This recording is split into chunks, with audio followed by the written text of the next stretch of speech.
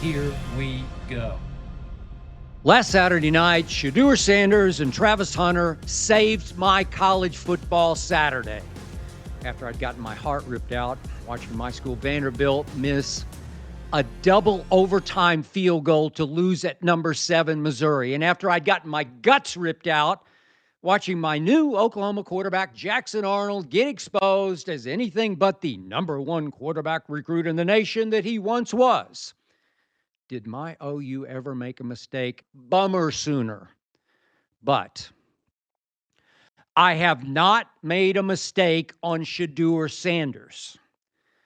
So, after I'd watched more impossibly great, late, clutch magic from Shedeur and from Travis Hunter, I posted yet another video saying, "Here America is the best college quarterback in all the land. The quarterback who should go number 1 overall in the draft. That is, if Travis Hunter doesn't go number 1. So I say to you, you can have Cam Ward, you can have Jackson Dart, you can have Jalen Milroe, Quinn Ewers, you can have any of them. Heck, you can even have Peyton and Eli's nephew Arch. Just give me Deion's son Shedeur, the most polarizing figure in, I believe, college football history. So beloved, so despised. You know and I know, Shedeur detonates internet mega hate. I didn't say MAGA, I said mega. He generates mega hate because of his watch celebration, wristwatch celebration, because he's the highest paid college athlete in history, because of his growing car collection that features a Rolls and a Benz and, of course, a Tesla Cybertruck, and because his father has become the most outspoken and interviewed college football coach ever. But of the several anti-Shedeur responses that were shown to me by my man Tyler Korn, my producer, this one leaped off the page. This was a direct response to my Saturday night video. This was from @JasonJDaniel, who tweeted that I was missing the point. So Jason J wrote, "The point is Shedeur never stays in the pocket, and he gets his offensive lineman exhausted, and he gets sacked 7 times a game and barely squeaks out a win and wins on a fluke fumble. That's the problem." No, Jason J, you are missing the point. Actually, you're the problem, and you are not alone. So just before the season started, I read this breakdown and projection of Shedeur on ESPN.com, in which one scout was quoted as saying, anonymously, that Shedeur is a day 2 pick. A what? You're telling me Shedeur Sanders is a 2nd or 3rd round draft pick? How do some of these scouts get to keep their jobs? Is this scout actually watching? Or is it possible his eyes are blinded by hate, by all things Coach Prime, by Neon Deion Sanders, who's taken over from his Aflac commercial co-star Nick Saban as the face of college football?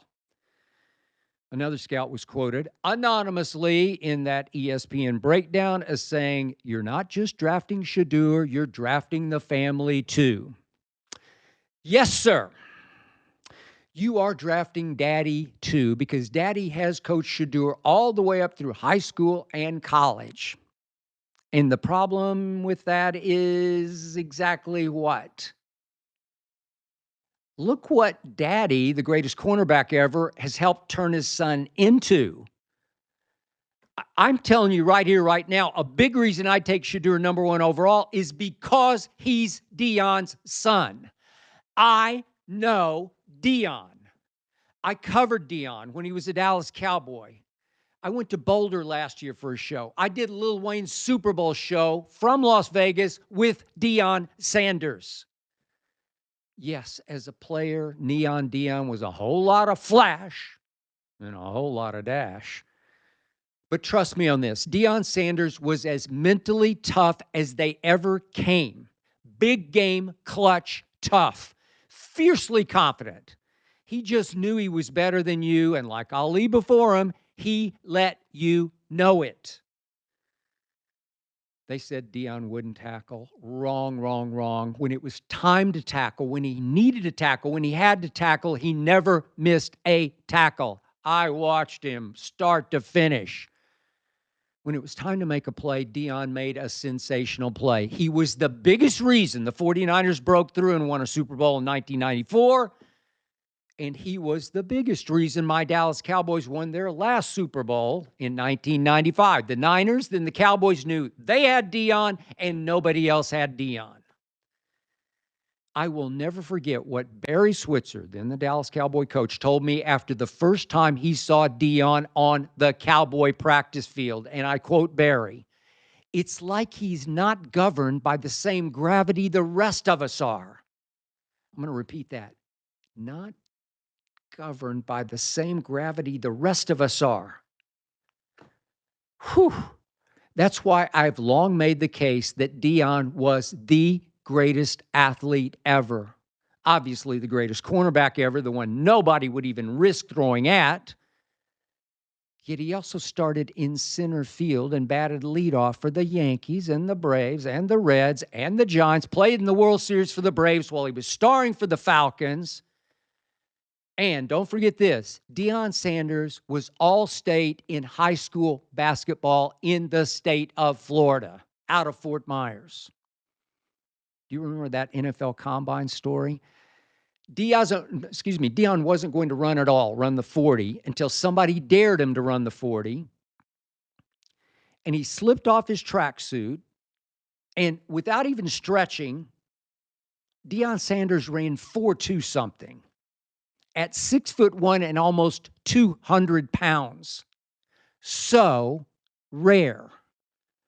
I see so much Dion in Shedeur.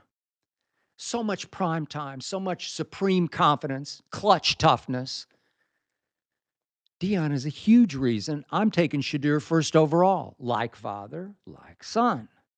Now, back to that preseason ESPN breakdown written by Jason Reed. A lot of respect for Jason. But even his conclusion shocked and rocked me. Jason Reed said Shedeur will go late first round, maybe early second round. That, even though this story did point out all these superlatives. So last season, not this one, but last season, Shedeur was sacked more than any quarterback in the nation. Was this because he occasionally tried to make something out of nothing? He held the ball too long, looking for somebody to separate and get open? You bet. His line was 5 turnstiles. Yet and still, when Shedeur hung in the pocket last year and delivered, his 73% completion rate ranked 4th in the country. Think about that, 4th in the country. And here's the key. In the red zone last season, he threw 16 touchdowns to just 1 interception. I want you to think about that.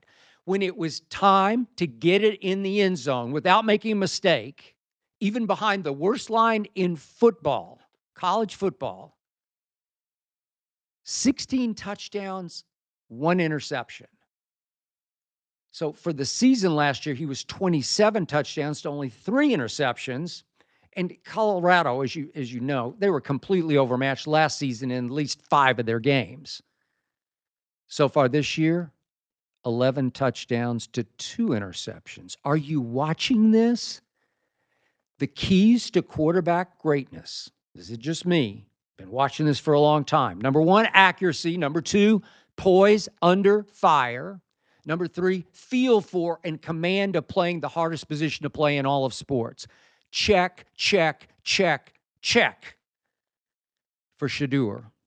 Are you seeing what you're watching? I see lightning release, laser rocket arm, deadly accurate, short or long. I see 6'2", 215 pounds of brains and brawn. He plays bigger and stronger than that listed height and weight. No, he does not have his daddy's wheels. What quarterback does? Who does at all?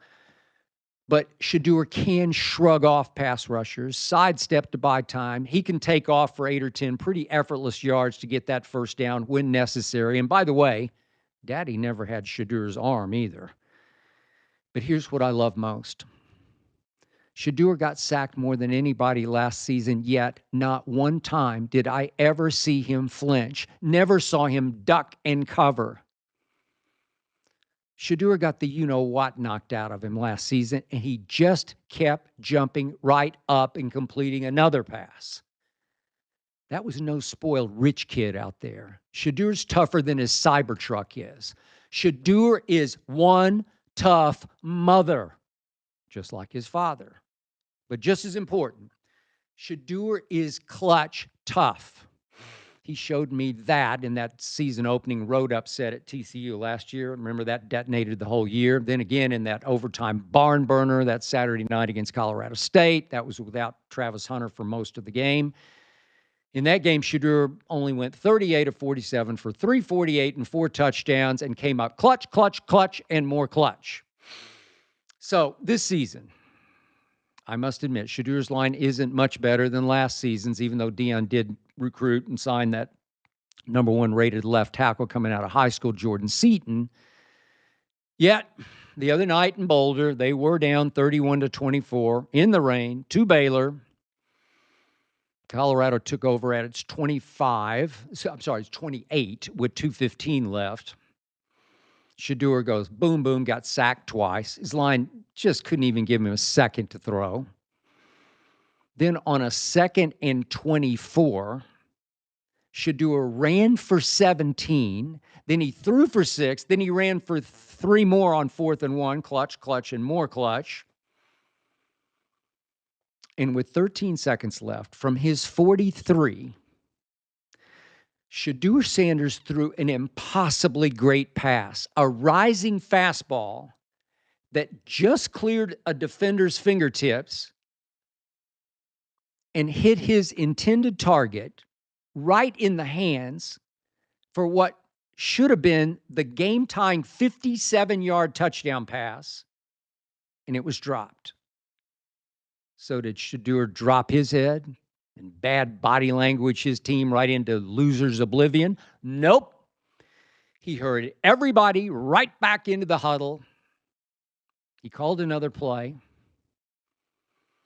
And with 8 seconds left, down 7, Shedeur Sanders fired another rocket that LeJohntay Wester broke free and caught in the end zone to send it to overtime. Now, please understand, these weren't pass and prayers. These were not Hail Mary floaters, rainbows that floated down out of the heavens, bounced off 4 or 5 pairs of hands before finally being caught. Look what I found. These were not Cordell Stewart's. You remember that play at Michigan. These were high-velocity rockets.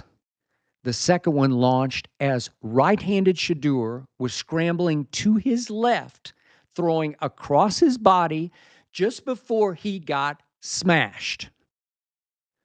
This was big-time arm strength and accuracy, not to mention athleticism.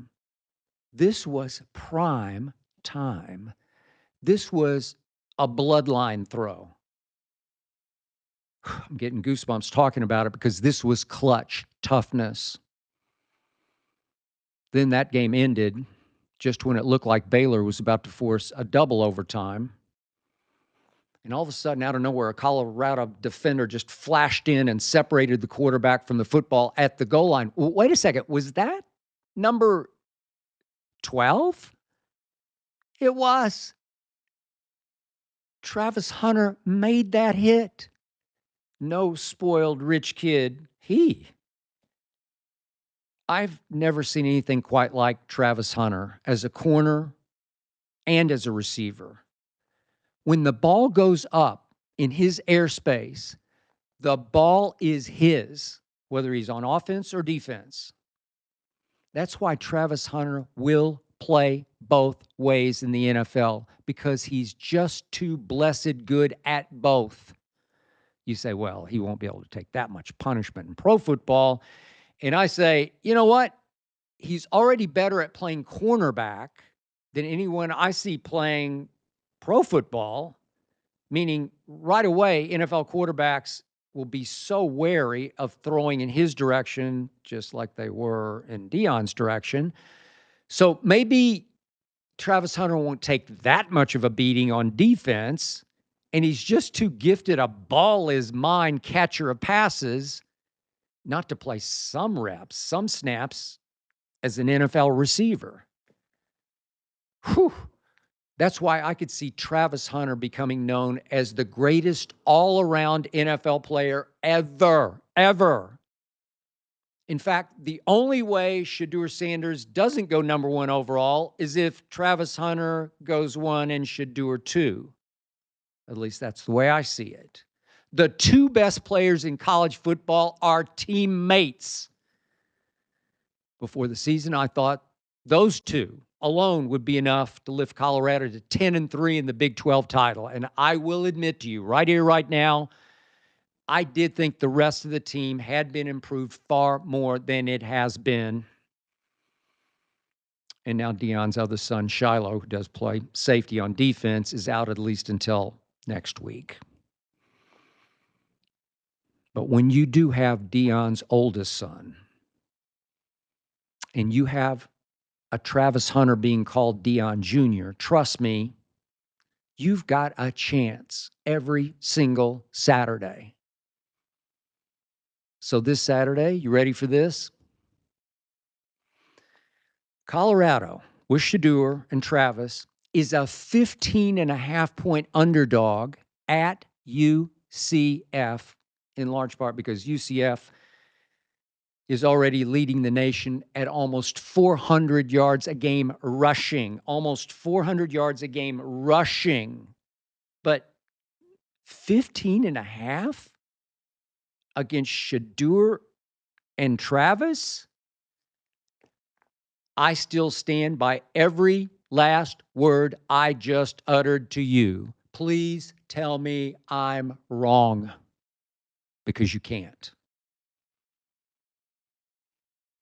Okay, so I caught a whole lot of this kind of shrapnel following Sunday's Cowboy loss that was so much worse than the 28-25 final score.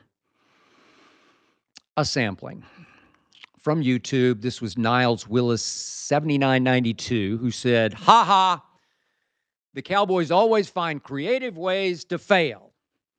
Ha ha."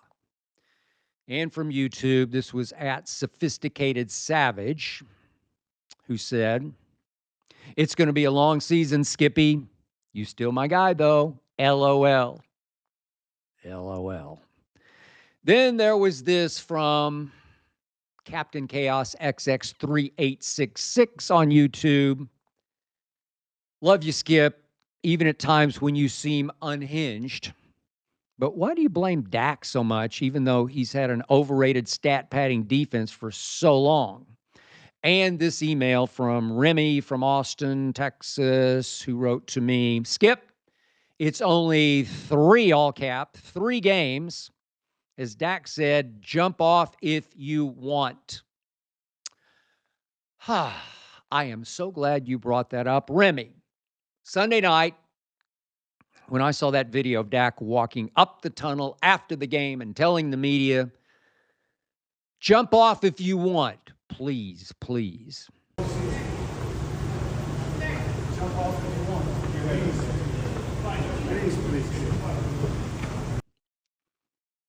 I jumped all over Dak with this tweet. Couldn't help myself. Maybe I was unhinged.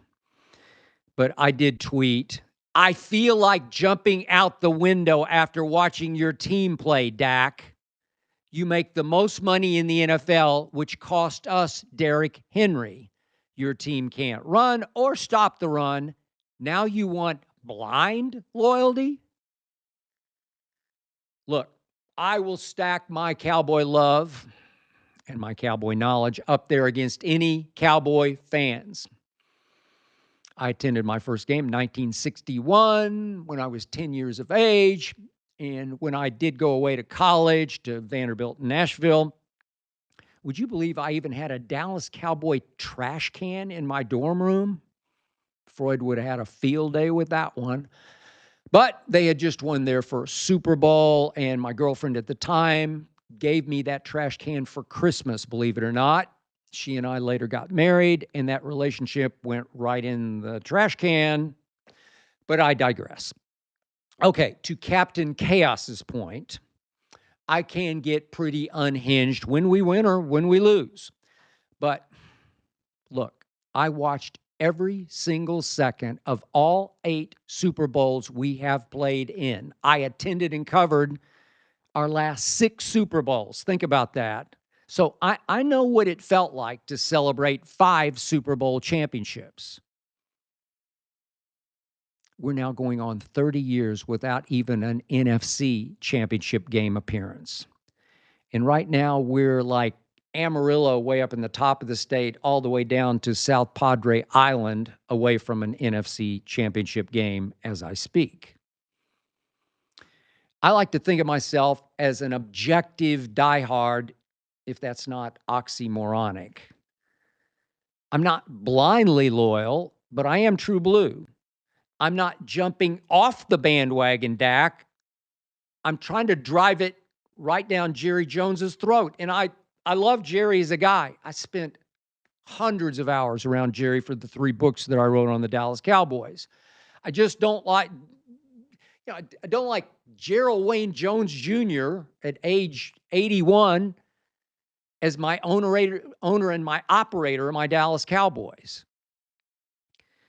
So I've spent a whole offseason just trying to warn Cowboy Nation, my nation, that Jerry Jones is ruining our Dallas Cowboys. You know, and I know, I said it again and again and again, that Jerry let our Cowboys get a little worse. He did next to nothing, while the Eagles and the Commanders and even the Giants got better. And Philly and Washington's cases, a whole lot better, seriously, dangerously better. But, yeah, we went up to Cleveland for that opener. We won that opener while sacking Deshaun Watson 6 times. Happy days are here again. Then this past Sunday, did you notice this? The Giants went to Cleveland and won while sacking Deshaun Watson 8 times. Uh-oh. Now we've gone from getting to play the Giants on Thursday night to having to play the Giants. And I remind you, before the season, when I predicted the Cowboys would go 8-9 and miss the playoffs, the 4 gimmies I gave to my Cowboys were the 2 against the Giants and the 2 against Washington. Did you watch Jaden Daniels and the Commanders on Monday night at Cincinnati? Uh-oh. Do you realize Daniel Jones is now ranked 15th in QBR to Dak's 22nd in QBR? Daniel Jones can run. We can't stop anybody running. And Daniel Jones now has a legit CD, has his own CD named Malik Neighbors. A Malik Neighbors who doesn't seem to understand that the Giants are supposed to suck. And I'm supposed to have blind faith that we can go win at the Giants the way we did last season. Remember the opener? We went up there and did a 40-0 devastation number in New Jersey. But seriously, right here, right now, that Giants D-line combo of Dexter Lawrence and Brian Burns, new addition, is physically overpowering than the Cowboys' disappearing duo of Micah Parsons and DeMarcus Lawrence. For sure, give me New York's D-Law over our D-Law. Dexter Lawrence is simply the best in the business. The best thing I saw Micah and DeMarcus Lawrence do Sunday against Baltimore was yell at each other on the sideline. This is what happens when your unit is dead last in the NFL in rushing yards allowed. This is what happens when we often have to file a missing Parsons report for Micah. Best thing I saw CeeDee Lamb do Sunday was yell at everybody on the sideline. He did apologize. He did take ownership. He did say he'll be better. But this is what happens when you're tied for 26th in the NFL in catches and you had a bad drop and a bad penalty against the Ravens. Ho-hum, this is exactly what I predicted before the season started. I said CD would miss all of training camp, holding out for the money Jerry should have paid him months earlier, and that CD would get off to a very slow start. There you go. I also predicted that Derrick Henry, who lives in Dallas and badly wanted to play for Dallas, would run us off our own field Sunday. Did he ever? The Ravens are paying Derrick Henry all of only $8 million a year. But Jerry said after the game, Cowboys just couldn't afford him. That's because Dak gave the Cowboys no hometown home team discount, the way Tom Brady always helped the Patriots and always helped the Bucs. Nope. Dak is now the highest paid player in pro football history. And Derrick Henry ran for 151 of the Ravens' 274 rushing yards Sunday at Jerry World. Here we go. Dak, as you well know, is 2-5 in the postseason. Dak has been such an inspirational leader and playmaker that here's what has happened in our last 3 home games. Please think about this. Green Bay had us down 27-0 before halftime of a home playoff game. Then the Saints had us down 35-13 at halftime 2 weeks ago. Then if Baltimore's Justin Tucker, who was the NFL's best kicker for his first 12 years in the league, had made a 41-yard chip shot field goal with 10:41 left this past Sunday, the Ravens would have had us down 31-6. Please think about that. How does Mike McCarthy still have a job? Please explain. Now all I have is the greatest kicker in the history of the world, which was why I told you before the season started, I bought one new signed Cowboy jersey, Brandon Aubrey's. Do you realize as a Cowboy, he's now 15 for 15 from 50-plus yards? That's impossibly great. He'll soon break Justin Tucker's all-time record of 66 yards. And did you see his late whirly bird onside kick? That man is a wizard, straight out of Harry Potter. At least we have that. Yet, is anyone out there but me alarmed by how we've been blown off our home field 3 straight times? And our $60 million man is saying, jump off if you want. Jump off what, Dak? A bridge? At least if we could run the ball, we could play some keep away and keep opponents from running the ball down our choking throats. Yet, right here, right now, we rank 30th in yards gained rushing the football, just as I kept warning was going to happen with Zeke returning, shell of himself Zeke. So now we're victims of this doomsday scenario. We can't run or stop the run, just as I predicted. The best thing our $60 million man does is throw for fourth quarter yards when we're hopelessly out of it. That's why I call Dak the master of the garbage yards. When the pressure is finally off, Dak starts rocking and firing with what the hell confidence. And Sunday, he did at least make it interesting with 187 fourth quarter passing yards. 187 in the fourth quarter alone. Against Green Bay last year, down 48-13 in the fourth quarter. Dak threw for 210 yards in the fourth quarter alone. That's extraordinary. And who can forget the game in Philly last season when Dak threw for 173 in the fourth quarter and we lost? Remember that gotta stay in bounds loss? We lost.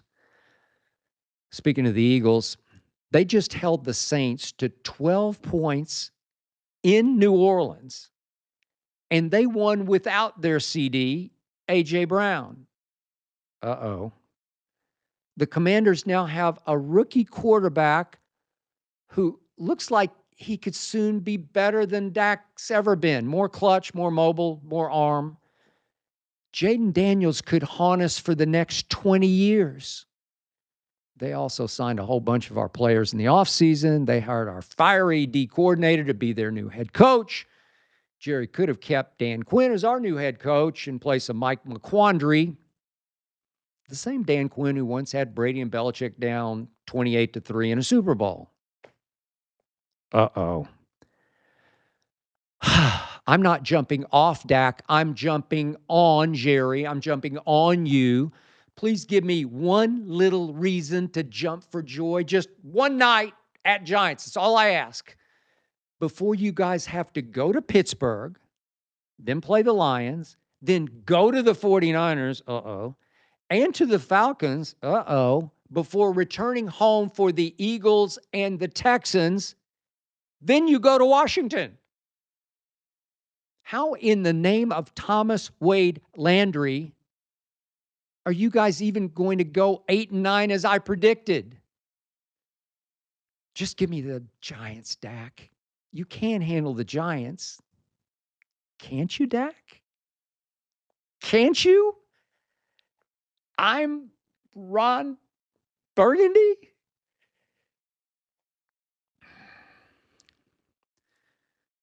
So the other night, moments after Shohei Ohtani had become the first player ever to go 50-50, 50-plus homers, 50-plus steals in one season, I recorded a video with a stunned and potentially knee-jerk overreaction that the case had just been closed, that Shohei's the baseball GOAT. My man Deion Sanders backed me up the other day when he said, and I quote, Ohtani, he's incredible, man. You can compare him to the Jordans and the Tom Bradys of the world. That's who he is. He's doing things we haven't fathomed, said Deion Sanders, who did start in center field and bat leadoff for those teams that I previously mentioned. Deion knows what he's talking about when it comes to baseball. And yes, sir, Ohtani is doing things we have not fathomed. He's about to win his third MVP in 4 seasons. And of course, when his arm has been healthy, the man has gone 38-19 as a pitcher, including an ERA right at 3. In 2022, he finished 4th in the Cy Young race with an ERA of 2.33. Extraordinary. And he's now stolen 55 bases at 6 feet 4 inches tall and 210 pounds. And he, who knows, may wind up leading the league in homers for a second straight year. Lord have mercy. No player has ever been this all-around versatile. I mean, Babe Ruth couldn't run. Barry Bonds didn't have much of an arm.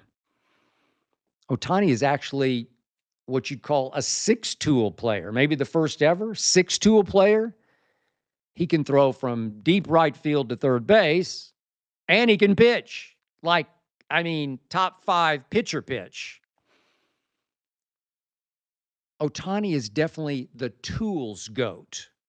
But here's where I overreacted. Conclusion jumped. I wasn't thinking at that crazy moment, that goosebumps moment, that Shohei Ohtani has never played in the postseason. Not a single swing, not a single pitch.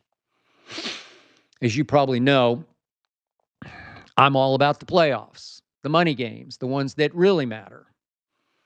Now, do I think Ohtani will be great when it matters most? I do.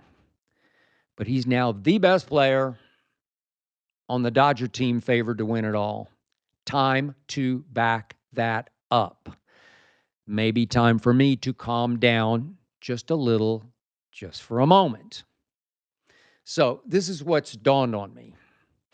Identifying the baseball GOAT is way, way more complicated than concluding Michael Jordan, obviously, and Tom Brady, obviously. The problem is the most valuable players in baseball are starting pitchers who can pitch only every 5th or 6th or sometimes even 7th day, unless they're Ohtani or Babe Ruth. So baseball was my first love when I was a kid, but Babe Ruth was even before my time. So I did read some written for kids biography of the Babe that really didn't do his career much justice. And not until last night did I look hard at what he accomplished. Of course, until Hank Aaron came along, Ruth was obviously the greatest home run hitter ever, finished with 714. But I did not realize that Babe Ruth pitched Boston to 3 World Series titles, pitched them to the titles.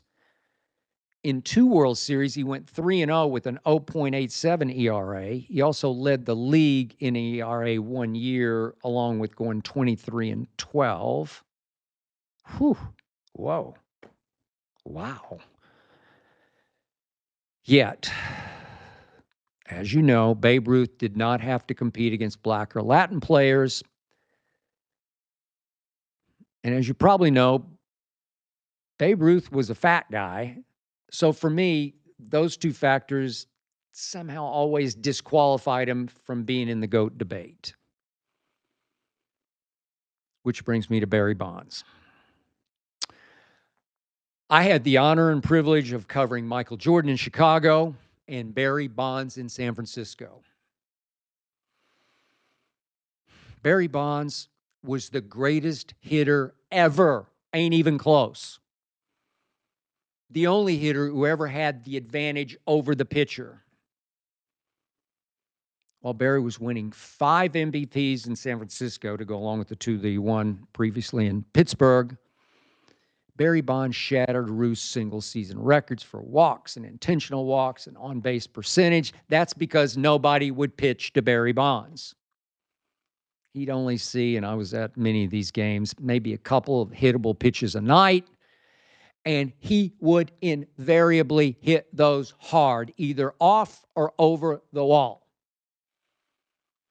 And yes, I know all about the performance-enhancing drugs. Barry actually came late to that McGuire-Sosa party. But the steroids did not enhance Barry's ability to put bat on ball solidly, nearly every single swing, bat on ball with the rarest of hand-eye coordination. Steroids didn't help that. And by the way, Barry did win 8 Gold Gloves, and he did steal 52 bases one year in Pittsburgh. That was pre-steroids, before he got big. But I must admit, Barry's postseason numbers never quite lived up to his regular seasons. In fact, by his standards,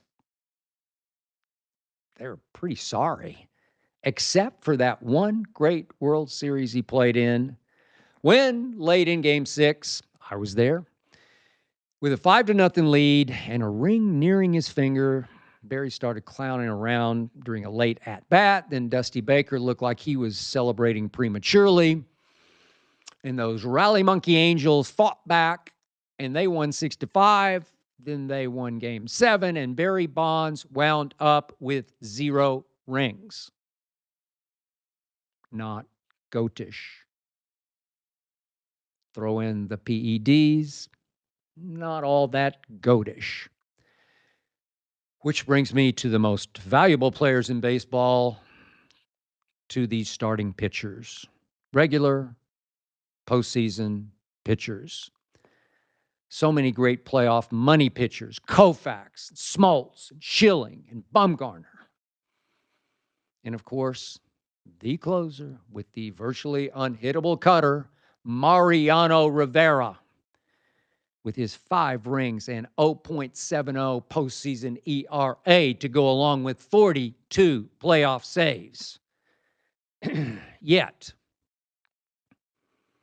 I was there that day in Arizona, in Phoenix, when Mo blew that save in that World Series.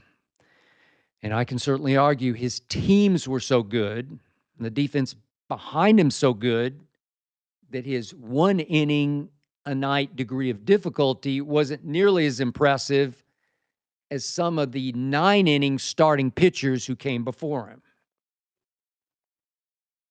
which brings me to my all-time favorite player. So now it's your turn to disqualify me for what I'm about to say. I will admit, I grew up a St. Louis Cardinals fan in Oklahoma City. We could get Harry Carey and Jack Buck KMOX out of St. Louis, 50,000 watts, and I listened to the Cardinals. This is before a lot of TV coverage, night after night after night. And I will admit, I own only one piece of signed baseball memorabilia. A ball that my man Nelly got for me, got Bob Gibson to sign just for me. I cherish it. Look, disqualify me. You can laugh at this if you want, but the most valuable player ever to a team that became a dynasty was the baddest man who ever took the mound, Bob Gibson. Trust me on this. You mess with Gibby, you got the next one right in the ribs. No pitcher, not even Randy Johnson, was more intimidating than Bob Gibson.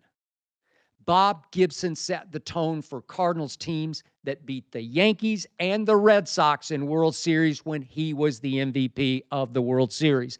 Bob Gibson was the driving force, the leader, the tone setter for teams that won 101 games, then 97, 93, 93. As through the 1960s, Bob Gibson won 18 games and 19 and 20 and 21 and 22 and 20 and then 23, along with 2 Cy Youngs. Yes, he finally lost a Game 7 to Mickey Lolich in Detroit, but he carried the Cardinals that far. He was Jordan-esque before there was a Jordan. You can ask anybody who knows that era, and they will not laugh. They will all agree with me that Bob Gibson was the greatest baseball player ever, tangibly and intangibly. Shohei Ohtani definitely has laid a goatish foundation. I've just never seen anything quite like all those tools. But now we get to sit back. Now we get to see if he can start living up to his regular season jaw-dropping with lots of postseason Jordan and Brady. Mike Tyson versus Jake Paul, Friday night, November 15th, Jerry World. Will you buy this quote-unquote fight? I will. You bet I will. These two have their hooks in me, and they're reeling me in by the interview and the social post. What these two guys do all-time greatest is promote themselves as well as this fight.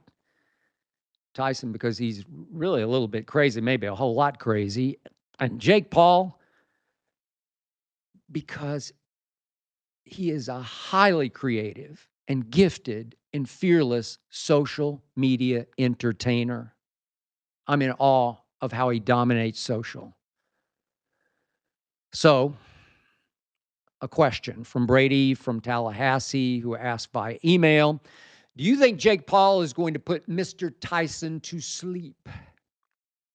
Brady, I used to think Jake would win.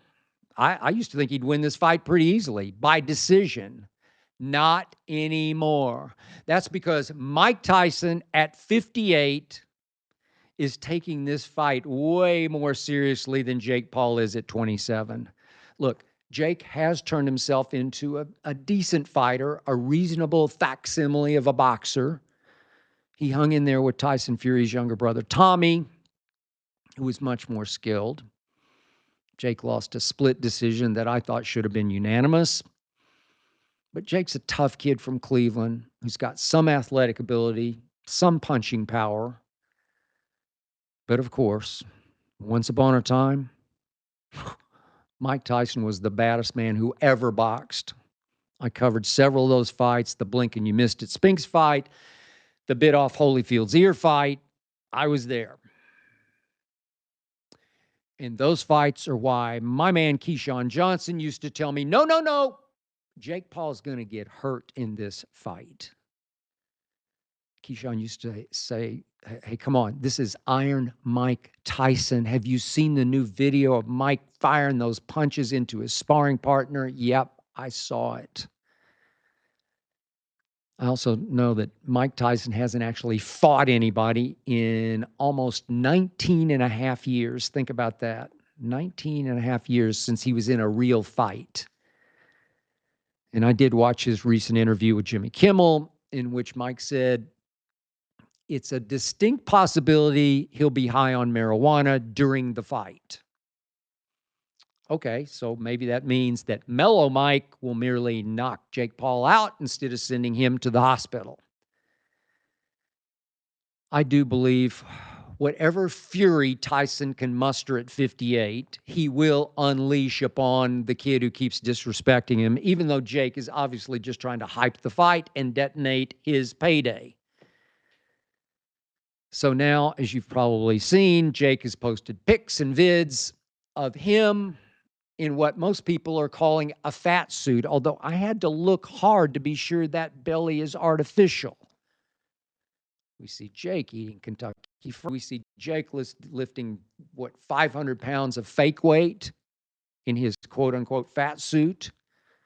Look, I think Jake knows he is overweight right now, and he's trying to defuse it by making a joke of it, and also by appearing to troll the troll, clown the clown, making fun of Tyson for saying about Jake, and I quote Mike as saying, he should be lean and mean. He's fat and funky, said Mike Tyson of Jake Paul. I'm with Tyson on this. I called out Jake Paul on X during and after that Mike Perry fight for having a belly. I really like Jake Paul. I truly do. I've interviewed him. I just like the kid.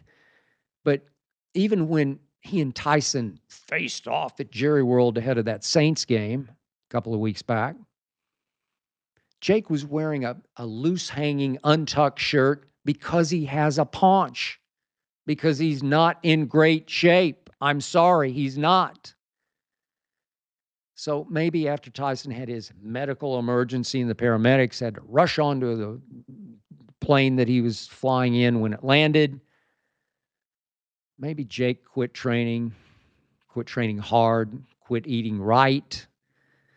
Tyson's camp said his ulcer flared. I don't know what was happening for sure, but the fight was, as you know, postponed. Jake obviously still has plenty of time to get in better shape, but even though this is a sanctioned fight in the state of Texas with judges, the rounds are only 2 minutes instead of the usual 3, and the fight will only last 8 rounds, and the gloves will be oversized 14 ounces, meaning this could be more of a pillow fight. So Jake Paul just might be thinking he can fight fat and still toy with a 58-year-old. That would be a mistake on Jake's part, maybe a painful mistake. So here's what I really think about Jake Paul, that he's basically a good-hearted kid without any cold-blooded boxing killer in him. Just a kid who deep down has nothing but respect for Tyson's legacy. Now, I don't know Tyson's current medical condition or exactly what shape he's in. Remember, he was never in any kind of workout warrior shape, which was the biggest reason he didn't stay on top for long, got humiliated by someone named Buster Douglas.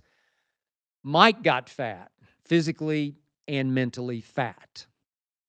But somewhere deep down in Mike Tyson remains at least a pint of cold-blooded boxing killer, of bad you-know-what.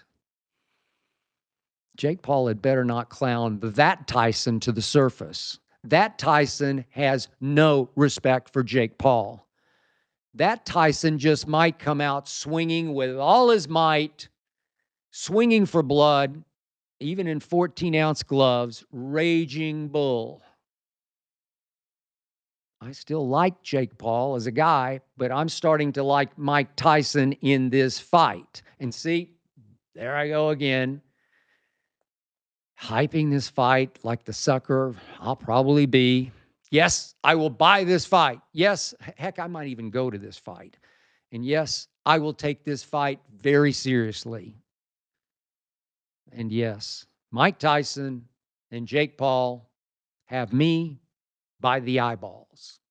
I'll admit it. Akram from Bristol, Connecticut asks via email,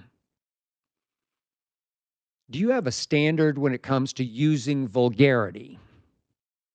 Hey, got to answer a question from Bristol, Connecticut, where I did live and I did work for 10 years at ESPN. I came to love Bristol, which of course is the home of ESPN.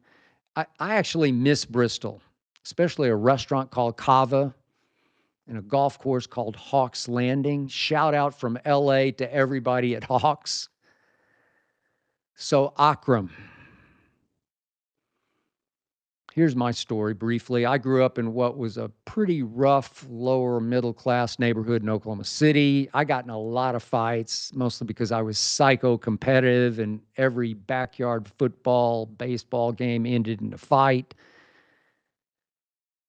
I can't tell you how many times I fought my way home from Mayfair grade school,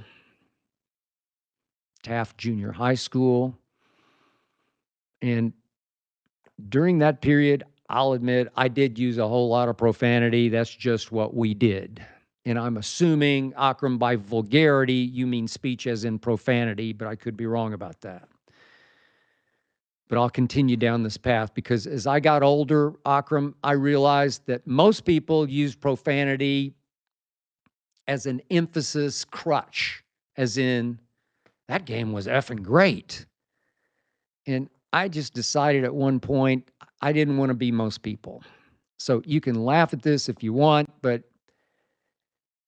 I always pray to help me purify my tongue, because words that fly out of your mouth can be powerful and grow in power and come right back around to haunt you. That's what I believe. So I never curse around friends or coworkers, unless every once in a while out on the golf course, when I hit a shockingly dumb shot that was just so avoidable, I will curse under my breath at myself. Nothing like that one magic word to help me release my anger without completely losing my temper and making a complete fool of myself. But in general, I try to think of smarter descriptive words than effing this or effing that. At home, the only times I ever curse are when I get so mad while I'm arguing with my wife, Ernestine. She's the only one that's ever beaten me in a debate. I get so mad that I curse to actually warn her I'm about to blow.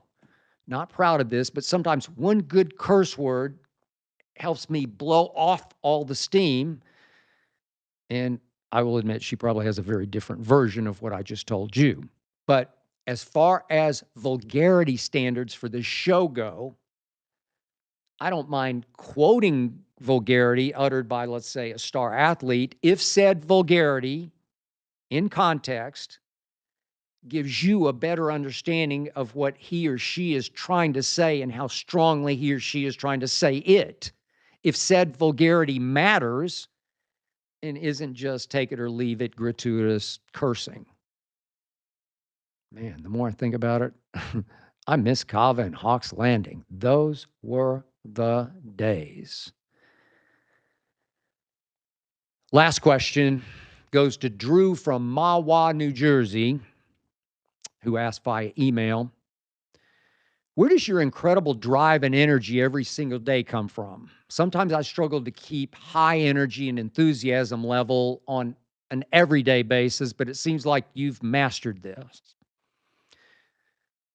Drew, my secret, if you can see this, is Diet Mountain Dew, the breakfast of champions, the nectar of the gods. I do have my one shot of caffeine every morning. In fact, I need one right now. Hang on one second.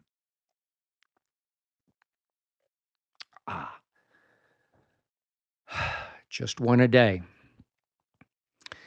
But no, Drew, here's the truth. Very seriously,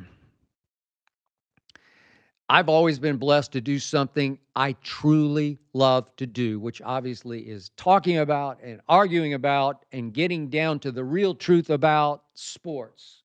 Sports we watch, sports we play. This has never been a job for me. It's a calling, it's a passion, it's my reason for being. I prepped late into the night last night for this show, and I jumped out of bed this morning to do this. I had butterflies this morning because of this. Drew, you just have to find something you love doing, you live for. Maybe it's work, or maybe it's something after work on top of work. Your passion becomes your energy. I'm also here to tell you I have more energy because I never miss a day of exercise. I work out because I truly love to work out. I'm addicted to it, but I do. It's a positive addiction. I do love it. So I'm blessed that way too. The better shape I'm in, the more energy I have. That may sound crazy, counterintuitive, but that is the God's truth. Drew, seriously, I could record a second and a third show right here, right now, because I have had so much fun, gotten so much satisfaction out of telling you exactly how I feel about Shedeur Sanders and Travis Hunter and Dak Prescott and Shohei Ohtani and Mike Tyson and Jake Paul. Thanks to all of you for watching and or listening to this show. Thanks to Tyler Korn for producing. Thanks to my wife, Ernestine, for overseeing. And thanks to my daughter, Hazel, for approving.